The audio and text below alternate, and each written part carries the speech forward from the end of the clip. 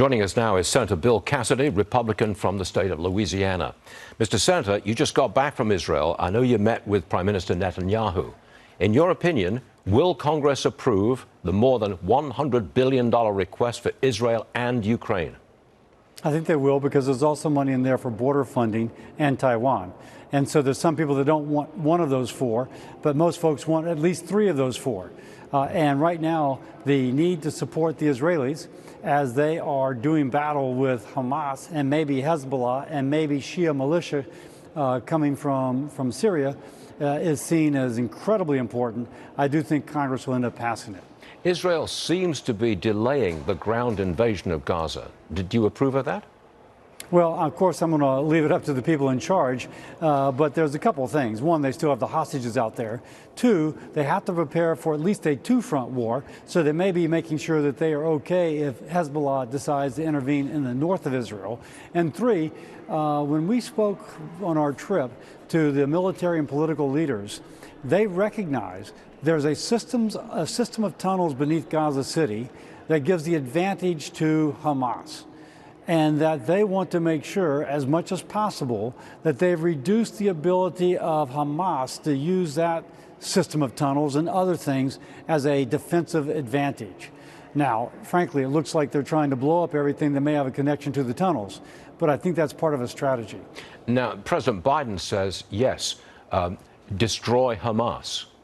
But are we beginning to back away from that, not that promise, but that statement?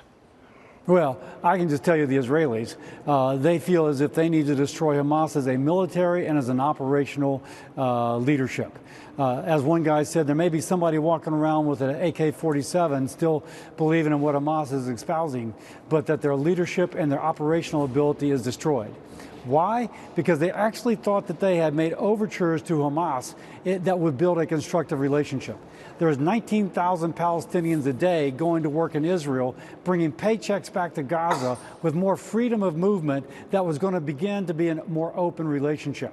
When Hamas goes in and despite that, or maybe because of it, shoots specifically the kibbutzim, in which people who are peace activists teaching their children both Arabic and Hebrew as a way to build relationships between the two societies, when Hamas specifically targets them, that sends a message to Israel that there is no coexistence between Hamas and Israel. Let's turn to Iran, if we may.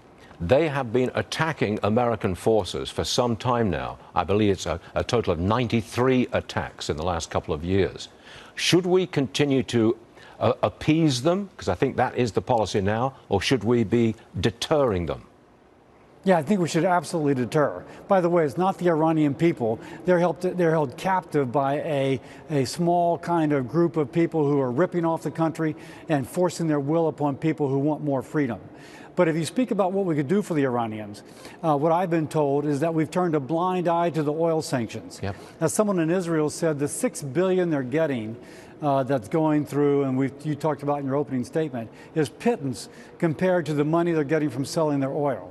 Theoretically, there is a sanctions regime that's not supposed to allow them, but the Biden administration has been turning a blind eye. That's how they've truly been financing this. A good start to deterrence is to shut off their income by enforcing those oil sanctions. Senator Bill Cassidy, Republican, Louisiana. Thanks very much for joining us, sir. Always appreciate it. Thank you. Yes, sir. Thank you, Stu.